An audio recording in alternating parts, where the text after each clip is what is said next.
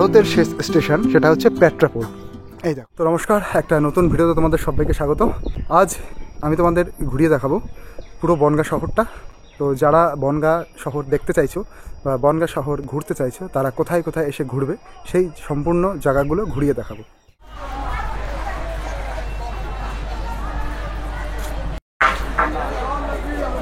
তো এটা হচ্ছে বনগাঁ রেলওয়ে স্টেশন। এখন আমি যে প্ল্যাটফর্মে আছি এইটা হচ্ছে 1 নম্বর প্ল্যাটফর্ম। এখানে রানাঘাটের ট্রেনটা আসে। আর বনগাঁ স্টেশনের এই একটু সামনে গিয়ে বাস সাইডে তোমাদের দেখাবো, এখান থেকে হচ্ছে টিকিট কাটা হয়। এই যে এটা হচ্ছে টিকিট কাউন্টার।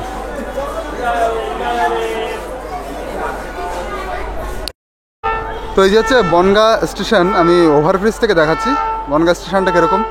ওই দূর থেকে একটা ইঞ্জিন আসছে। আর এই দেখো এই সাইডটাও দেখো।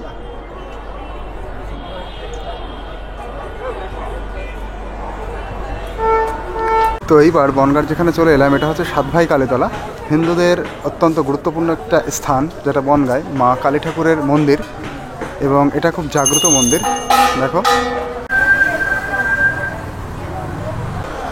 তো যারা বনগাঁ ঘুরছো তারা অবশ্যই এই সাতভাই কালীতলাতে অবশ্যই ভিজিট করো। এবং এটা পৌষ মাস চলছে, এই পৌষ মাসে এখানে দারুণ মেলা হয়। আজকে শুক্রবার, আজকে ওই জন্য ভিড়টা কম। আর দেখো এই যে মন্দিরের সামনেই বিভিন্ন যারা ডালা নিয়ে বসে তারা এরকম সিঁদুর, মায়ের ভোগ প্রসাদ সব কিছু নিয়ে বসেছে। এখান থেকে তুমি ডালা কিনে মায়ের পুজো দিতে পারবে। তো এইখান দিয়ে হচ্ছে যাওয়া যায়। এই যে, আর এখানে দেখো পুজো দেওয়ার পরে এখানে হচ্ছে ধূপকাঠি ধরানোর জায়গা। এই যে বট গাছটা দেখছো, এই বট গাছটা শতাব্দী প্রাচীন বট গাছ। মানে যখন থেকে এই মায়ের এখানে পুজোটা শুরু হয়েছিল তারও প্রায় আগে থেকে এই বট গাছটা। এবং এই বট গাছে মানুষ মানসা করে যায়, বিভিন্ন জিনিস বেঁধে যায়। দেখো, আর এইটা হচ্ছে এই মেলার পরিবেশ, মেলার দোকান। তো তোমাদের এক ঝলক মেলার পরিবেশটা একটু দেখিয়ে দিই। সাতভাই কালীতলায় পৌষ মাসে যে ফেমাস মেলাটা হয় বনগাঁয়, সেটা কিন্তু এইটা। দেখো এখন দোকানগুলো বন্ধ রয়েছে। আর এই মেলার একদম শেষে ওই সাইডে হচ্ছে ইছামতি নদী। এই দেখো মেলার পরিবেশ। মেলার আমি শেষ প্রান্তে চলে এসেছি। এখানে কিছু ফুচকা এবং চাটনি, আচার এগুলো পাওয়া যাচ্ছে। আর এই যে হচ্ছে মেলা শেষ এবং মেলার এই একদম শেষে এই যে হচ্ছে ইছামতি নদী। চলো, এই যে এখন একদম কচুরিপানায় ভর্তি। আর এই ইছামতি নদীর ওই সাইডে মানে ওই দিকে আর একটা কালী মন্দির আছে, সেটাও ভীষণ জাগ্রত এবং যাওয়ার যে পথটা সেটা অসাধারণ সুন্দর। চলো সেখানে গিয়ে একটু দেখবো। তো এবার দেখো তোমাদেরকে আমি ওই পাড়ে নিয়ে যাচ্ছি, যেটা বলছিলাম নদীর ওই পাড়ে যাবো। নদীর ওই পাড়ে খুব সুন্দর একটা মা কালীর মন্দির আছে এবং খুব জাগ্রত, এবং যাওয়ার যে পরিবেশটা সেইটা খুব সুন্দর। তো এই সোজা গিয়ে উপরে রেল পথের উপর দিয়ে যেতে হবে।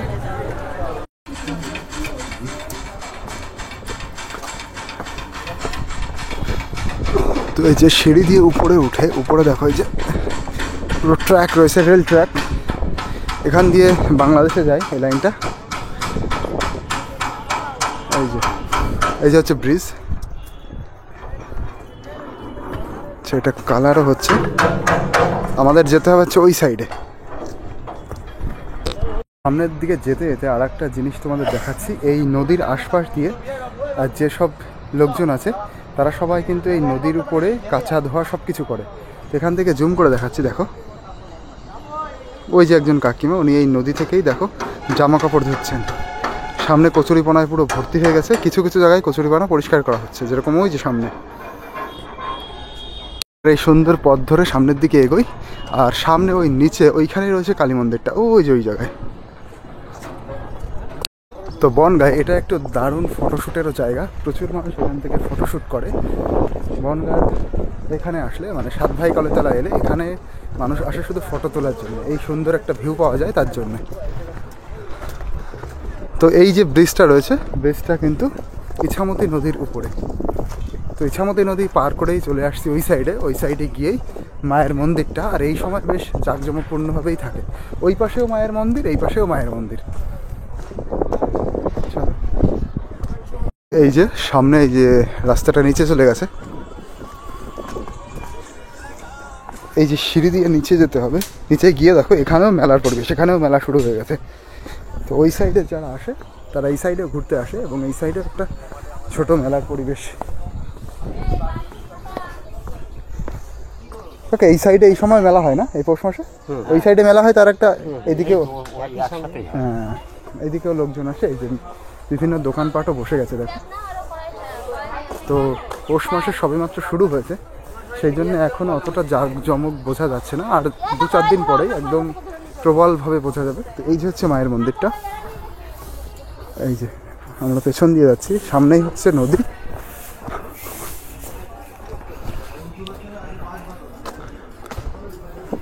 এই যে এই দেখো, চলো মন্দির অব্দি এসেছি যখন, মাকে তো অবশ্যই দেখতে হবে।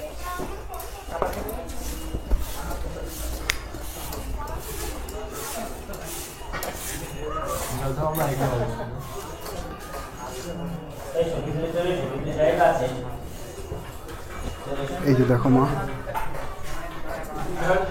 এখানে পুজো হচ্ছে।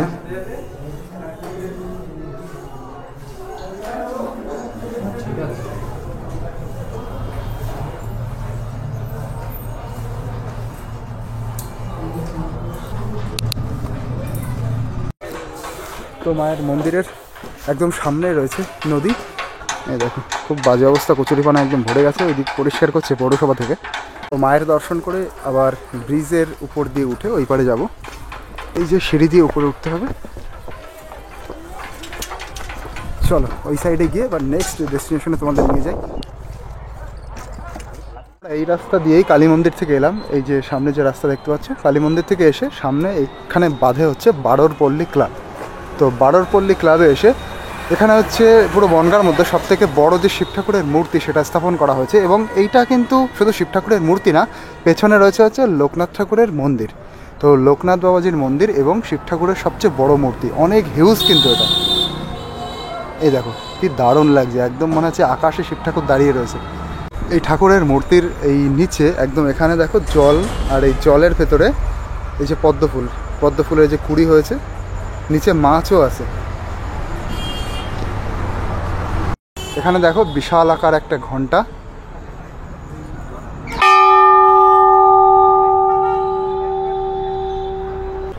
এবার আমরা যাচ্ছি লোকনাথ ঠাকুরের মন্দিরের দিকে। এই যে ঠাকুরের মূর্তি, রুদ্রাক্ষ দেখো কত বড় বড়।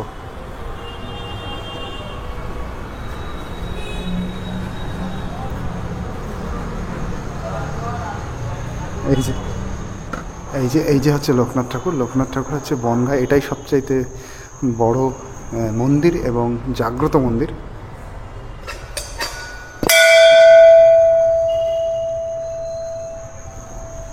এই যে দেখো লোকনাথ ঠাকুরের একদম কপালের মাঝখানে যে এটা রয়েছে, একদম মনে হচ্ছে জলজল করছে। তো বনগাঁ শহরের পুরো বুক চিরে বেরিয়ে যাচ্ছে সামনের দিকে। এবার পুরো বনগাঁ শহরের উপর দিয়ে বাইক চালিয়ে যাচ্ছি এবং দেখাতে দেখাতে যাচ্ছি বনগাঁ শহরটা কীরকম, পুরো শহরের পরিবেশ এবং প্রকৃতি।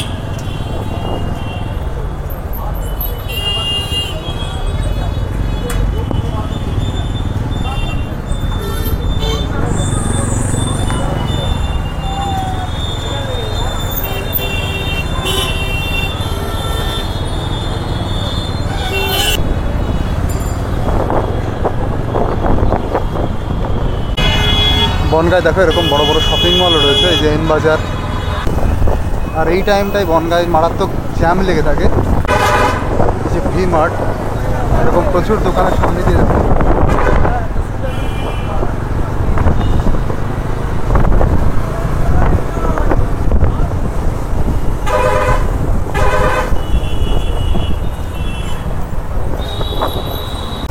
আর এইবার আমরা চলে এসেছি বনগাঁর পুরো প্রমিনেন্ট জায়গা, সেটা হচ্ছে বাটার মোড়। বনগাঁয় বাটার মোড় বলতে দেখবে সবাই চেনে মোটামুটি। এইটা হচ্ছে বাটার মোড়ে চলে এলাম, কারণ এইখানে একটা বাটার দোকান আছে। এই যে স্কুলটা দেখতে পাচ্ছ, এটা girls high school, famous girls high school, Kumudini girls high school. এই যে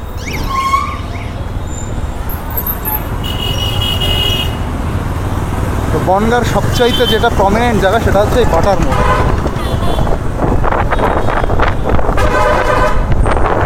এইখানে দেখো বাটার দোকান, ওই যে উপরে লেখা, এই দোকানটা থেকে এই জায়গাটার নাম হচ্ছে বাটার মোড়। এবার আমরা সামনে যাচ্ছি রাখালদাস সেতুর উপর দিয়ে রাখালদাস বন্দ্যোপাধ্যায়ের বাড়ির দিকে। রাখালদাস সেতুর উপর দিয়ে যাচ্ছে এবার। এই যে ইছামতি নদী,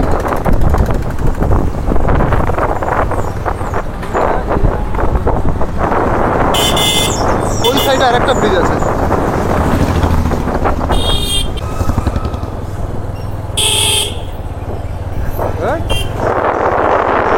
হাতিটা নিয়েছো?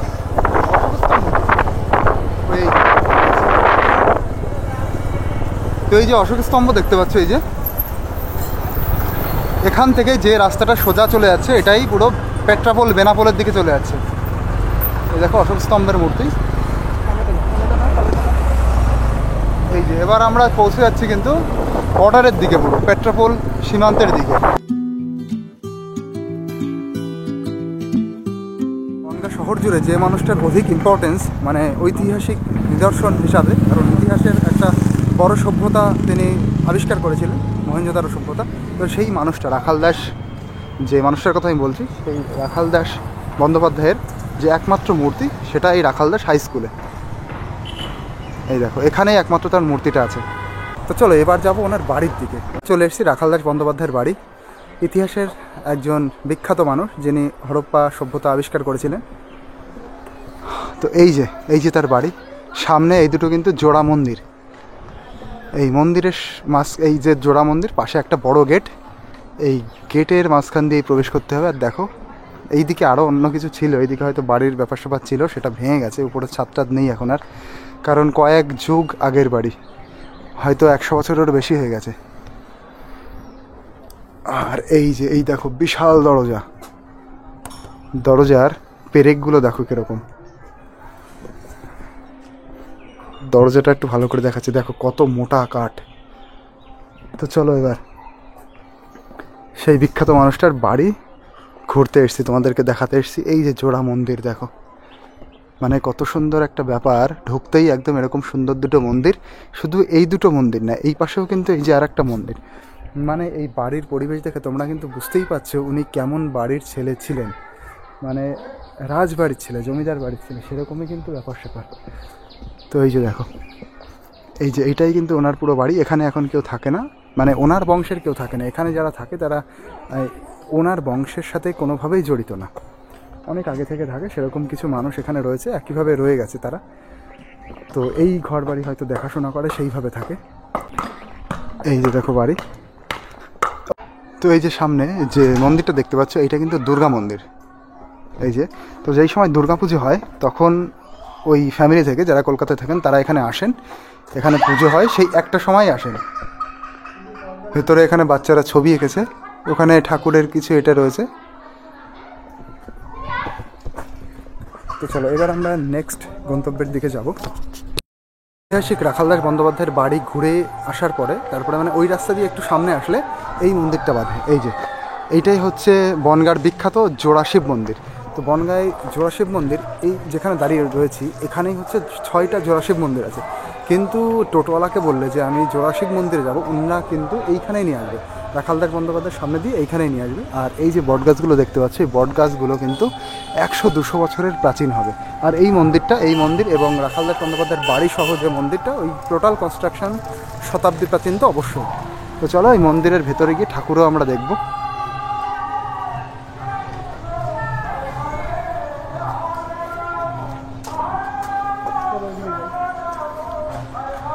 চলো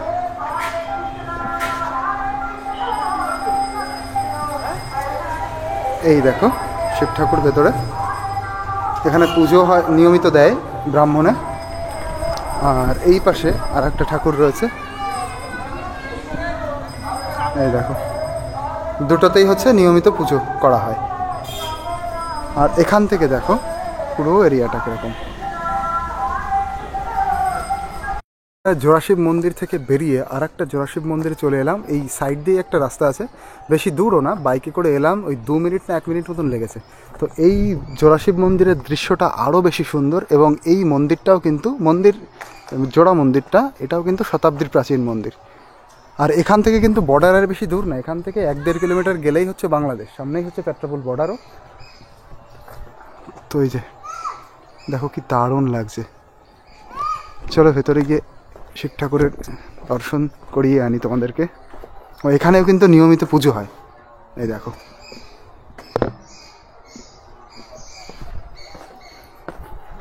এই সাইডে চলো। হ্যাঁ, এখানেও কিন্তু নিয়মিত পুজো হয়।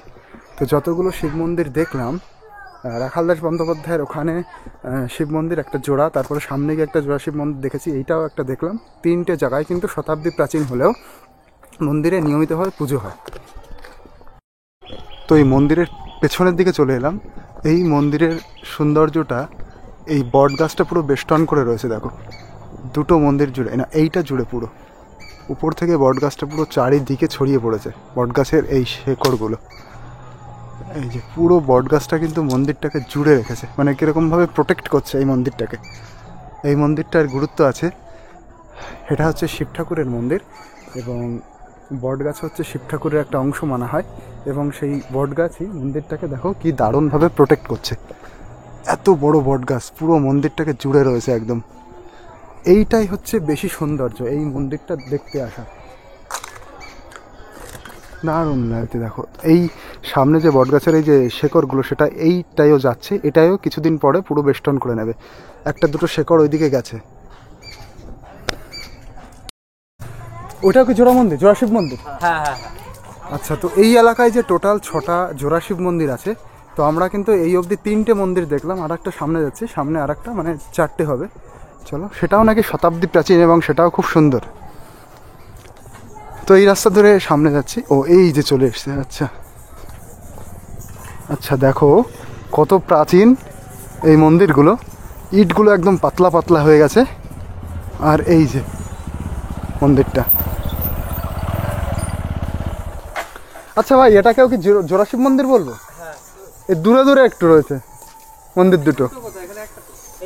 ওই যে একটা, ওই যে একটা, আর এই যে একটা। আচ্ছা, এখানে কি কোনো জমিদার বাড়ি ছিল নাকি? ওইটা? আচ্ছা, নাম কি ওনার? নাম টাম জানো, যে পুরনো যে জমিদার ছিল? এখন কেউ থাকে ওই বাড়িতে? ওই বংশের কেউ থাকে নাকি? হ্যাঁ, বংশের লোক আছে। ওই বংশেরই লোক? আর পেছনের ওইটা কি, ওই বাড়িটা? ওই ওই পেছনে ওটাও কি জমিদার বাড়ি নাকি? আচ্ছা, তো এই যে মন্দির দেখতে পাচ্ছ, এই মন্দিরটা কিন্তু এই এরিয়াটা একটা জমিদার বাড়ির মন্দির, এবং জমিদার, এই যে হচ্ছে জমিদার বাড়ি, তা সেই বংশের মানুষই এখানে রয়েছে। মন্দির দেখতে পাচ্ছি, মন্দিরে এখন ঠাকুরের পুজো তো হয় না, এর মধ্যে প্রচুর চামচিকি। আরে বাবা, তাই তো, আমি তো ভালো চোখে দেখি না। গন্ধ বেরোচ্ছে, তো কোটি কোটি চামচিকের ভেতরে।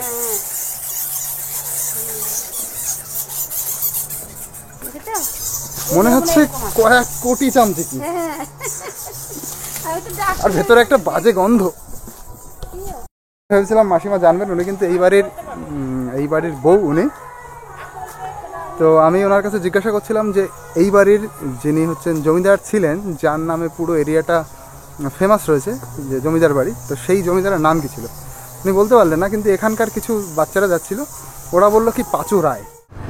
আচ্ছা, এখান থেকে দেখো, এখান থেকে হচ্ছে বনগাঁ, এই যে বনগাঁর ইস্কন, এবং ইস্কনটা রয়েছে যে বেতনা নদীর পাড়ে, এটা ভাঙা নদী। আচ্ছা, নাও ভাঙা, তাহলে এটা হচ্ছে ক্যানেল টাইপের একটা ছোট, সামনে যে নদীটা থেকে এই নদীটা এসছে সেটা হচ্ছে বেতনা নদী। তো এই যে হচ্ছে নাওভাঙা নদী, আর এই নাওভাঙা নদী পেরিয়ে সামনেই হচ্ছে পেট্রাপোল এবং বেনাপোল। এই যে রাস্তা দিয়ে আমরা এবার যাচ্ছি, এটাই কিন্তু পেট্রাপোল বেনাপোলের মেইন রাস্তা। আর এটাই হচ্ছে পুরো এশিয়ার সবচাইতে বড় স্থলবন্দর, সবচাইতে বেশি টাকার মাল এখান থেকেই যায়, এবং বাংলাদেশ বেশি এক্সপোর্ট করে। আমরা ইন্ডিয়া অত বেশি ইম্পোর্ট করি না, এক্সপোর্টই যায়। এই যে হচ্ছে কিন্তু পেট্রাপোল স্টেশন, যে পেট্রাপোল রেল স্টেশন, সেটাই কিন্তু এইটা। চলো, রেল স্টেশনের উপরের দিকে এবার। ভারতের শেষ স্টেশন সেটা হচ্ছে পেট্রাপোল। এই দেখো পেট্রাপোল। তো এই স্টেশনে কিন্তু কোনো যাত্রীবাহী গাড়ি এখানে দাঁড়ায় না। এই রাস্তা দিয়েই, মানে এই রেল ট্র্যাক দিয়েই মৈত্রী এক্সপ্রেস বৃহস্পতিবারে কলকাতা থেকে খুলনায় যায়। আমি একবার খুলনায় গেছিলাম, এই রাস্তা দিয়েই গেছিলাম খুলনাতে। তো এটা কিন্তু একটা international route, international rail track, এবং ভারতের শেষ স্টেশন প্ল্যাটফর্ম। এখানে কিন্তু গাড়ি দাঁড়ায় না, এখানে গাড়ি এসে একটু হোল্ড করে, মানে সামনে গিয়ে হোল্ড করে। এখানে চেকিং হয়, এখানে বিএসএফ উঠে চেকিং করে, এখানে কারোর নামার কোনো পারমিশন নেই। তো এইটা ছিল পেট্রাপোল স্টেশন। এবার সামনের দিকে যাব। তো এবার আমি চলে এসেছি এই যে পুরো পেট্রাপোল সীমান্তে, পেট্রাপোল বেনাপোল বর্ডার। সামনে রয়েছে হচ্ছে বাংলাদেশের বর্ডার। এই যে, আর এখান দিয়ে এই যে শুকনো গাছগুলো দেখছো, এখান দিয়ে একসময় যাতায়াতের রাস্তা ছিল, মানে ওই সাইড থেকে বাংলাদেশের লোক, মানে বাংলাদেশের পুরো ট্রান্সপোর্ট যখন হতো এই দিক দিয়ে হতো, মানুষ যখন আসতো তখন এই রাস্তা দিয়েই আসতো, কিন্তু ওই সাইডের রাস্তাটা ধরে। কিন্তু 1 মাস মতন এখন বন্ধ হয়ে গেছে। এখন 1/2 কিলোমিটার সামনে যে মেইন গেটটা হয়েছে সেটা একটু সামনে, যে মেইন টার্মিনাসটা খুলেছে, নতুন একটা টার্মিনাস ওপেন হয়েছে, সেটা কিন্তু একটু সামনে গিয়ে এখন ওটা দিয়েই মানুষ যাতায়াত করে। এখন এই সামনে দিয়ে এখান দিয়ে আর আসে না। পুরো পেট্রাপোল বর্ডারের ভেতরে এই যে ব্যাটালিয়ানরা থাকে, এখানে 145 ব্যাটালিয়ান পেট্রাপোল, তার ভেতরে একটা জাগ্রত মনসা মন্দির আছে। মানে এতটাই জাগ্রত, এখানে যখন মনসা দেবীর পুজো হয় সেই পুজোর সময় এখানে নাকি 5মুখী ঠাকুর, 5মুখী সাপ আসে, এরকম শোনা গেছে। কতটা সত্যি বা মিথ্যা আমি জানি না, কিন্তু এই গ্রামের সবাই বলে এখানে কিন্তু সাপ আসে, মানে 5মুখী সাপ। তো এইটা হচ্ছে সেই মন্দির। এই যে মন্দিরের পরিবেশ, এই দেখো, এই হচ্ছে মা মনসা, ভেতরে রয়েছেন উনি। আর এই যেই কিন্তু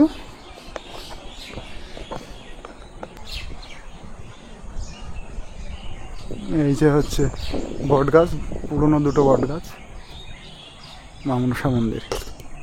তো এই যে মনসা মন্দির, মনসা মন্দিরের এই পাশেই দেখো এই যে তারকাটা, এই যে তারকাটার ওই পাশেই একটা নদী, এইটা হচ্ছে নাওভাঙা নদী, হয়তো নাওভাঙা বা বেতনা, যে কোনো একটা হবে। তার ওই পাশের যে পরিবেশ, প্রাকৃতিক পরিবেশ দেখতে পাচ্ছ, ওটাই কিন্তু বাংলাদেশ। মানে এই যে জাস্ট নদীটাই হচ্ছে বাউন্ডারি, আর এই যে রয়েছে তারকাটা, এটাই কিন্তু লাস্ট বাউন্ডারি। এই যে ওই পাশ দিয়ে ব্রিজ দেখতে পাচ্ছি ওই দূরে, এ কিন্তু সব বাংলাদেশের মধ্যে। ওই পাশে ঘরবাড়ি দেখা যাচ্ছে, সব বাংলাদেশের মধ্যে। এই যে এটা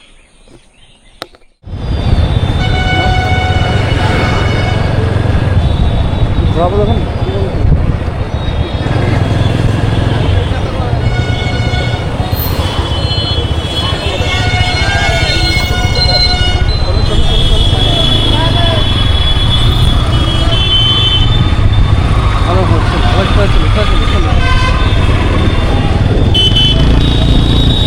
তো এখন যে ব্রিজের উপর দাঁড়িয়ে রয়েছে, এই যে ইছামতি নদীর উপরে রায় ব্রিজ, বনগাঁর যে 2টো ফেমাস ব্রিজ আছে, ওই যে একটা রাখালদার সেতু ওই সাইডেরটা, ওই সাইড দিয়ে আমরা গেছিলাম, আর এইটা রায় ব্রিজ। তো রায় ব্রিজের ইম্পর্টেন্সটা বেশি, কারণ এই ব্রিজের উপর দিয়ে 1971 সালে যখন ভারত পাকিস্তানের যুদ্ধ হয়েছিল, এবং ভারত পাকিস্তানের যুদ্ধে যে পূর্ববঙ্গ ভাগ হয়েছিল এবং যে সৈন্য পাঠাতে হয়েছিল ইন্দিরা গান্ধীর সময়ে, যে সৈন্য পাঠিয়েছিল ইন্দিরা গান্ধী, তো এই ব্রিজের উপর দিয়েই সৈন্য পাঠিয়েছিল। তখন এই ব্রিজের উপরে, মানে এটা কাঠের ব্রিজ ছিল, মোটামুটি 15-20 বছর আগে আমি সেই কাঠের ব্রিজের উপর দিয়েও গেছি। এখান দিয়ে তখন পুরনো যাতায়াত ব্যবস্থা ছিল, তো আমার সেই স্মৃতিটা মনে আছে, সেই কাঠের ব্রিজের কথা। তো এখানে আগে কাঠের ব্রিজ ছিল, তার উপর দিয়ে সৈন্য গেছিলো। সেই ব্রিজের এখন ডেভেলপমেন্ট হয়েছে, এখন এরকম বড়সড়ভাবে তৈরি হয়েছে। তো সেটাই হচ্ছে এই ব্রিজের ইতিহাস, রায় ব্রিজ। এই যে বিভূতিভূষণ বন্দ্যোপাধ্যায়ের বাড়ি, এই যে দেখো লেখা রয়েছে বসত বাড়ি, এখানে উনি থাকতেন। এই যে ওনার যে বিখ্যাত যে লেখাগুলো রয়েছে, রাইটিংস, বিভূতিভূষণ বন্দ্যোপাধ্যায়ের পথের পাঁচালী, এই যে চাঁদের পাহাড়, অপরাজিত। চলো এবার ভেতরে যাই। তো যারা বনগাঁ ঘুরতে আসছো, এইগুলোই কিন্তু সবথেকে সেরা সেরা জায়গা দেখার। দেখো পুরো পার্কের মতন, আর পুরো এরিয়াটা একদম পরিষ্কার পরিচ্ছন্ন করে রাখা হয়েছে। তবে এই বাড়িতে এখন আর কেউ থাকে না, কিন্তু বাড়িটা খুব সুন্দর করে দেখো করে রাখা হয়েছে। এই যে বাড়িটা দেখতে পাচ্ছ, এই বাড়িটাতেই কিন্তু বিভূতিভূষণ বন্দ্যোপাধ্যায় থাকতেন না, এখানে ওনার কাঁচা বাড়ি ছিল, এটা পরে সুন্দর করে মেরামত করে স্থাপিত করা হয়েছে। আর এইদিকে বিভূতিভূষণ বন্দ্যোপাধ্যায়, ওনার মূর্তি, আর এইদিকে রয়েছে ওনার স্ত্রী রমা, কল্যাণী দেবীর মূর্তি। তো এই যে টোটাল বাড়ির পরিবেশ।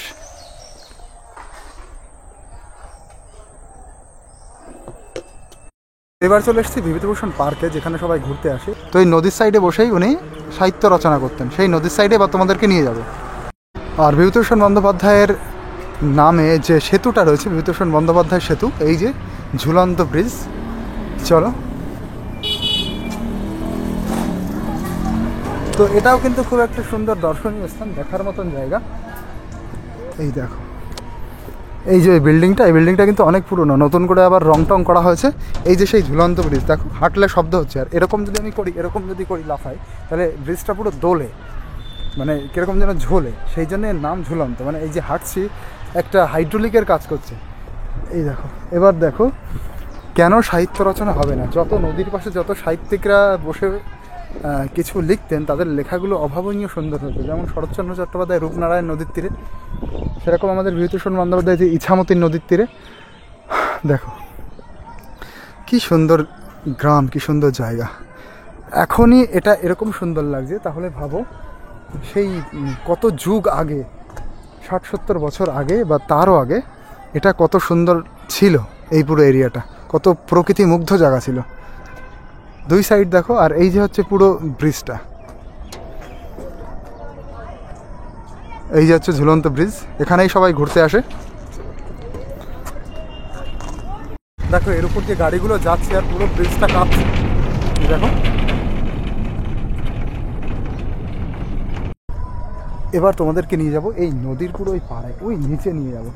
ওই নিচ থেকে এই সামনে এবং এই পুরো ব্রিজটা এত সুন্দর লাগে, সেটা তোমরা নিজের চোখে না দেখলে বুঝতেই পারবে না, সেই ফিলটা নিতেই পারবে না। আর নিচে ওটা কিন্তু একটা পিকনিক স্পট টাইপের, ওইখানে বসার জায়গা আছে, একটা নৌকা দেখো, আর এই নদীতে প্রচুর পরিমাণে মাছও আছে।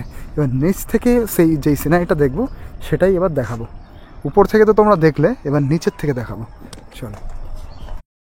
আর দেখো এই ব্রিজ থেকে ঢোকার এবং বেরোনোর মাথায় এরকম দুটো করা, মানে যে এর থেকে বেশি ওজনের বা বেশি বড় গাড়ি যাতে না যেতে পারে সেই জন্যই কিন্তু এটা করা। এই দেখো লেখা রয়েছে, এখানে কেউ হেলান দেবেন না, রেলিংয়ে কেউ যাবেন না, অসুবিধা আছে। তো এই রাস্তা দিয়ে সামনে একটু এগিয়ে গেলেই বাঁ সাইডে নদীর পার,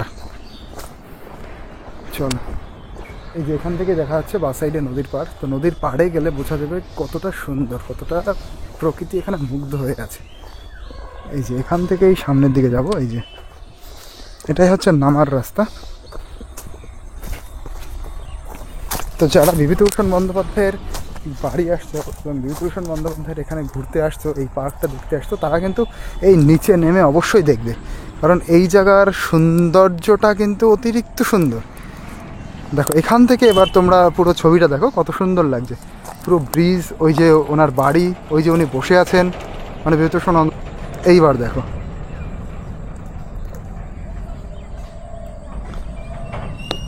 কি দারুণ লাগছে।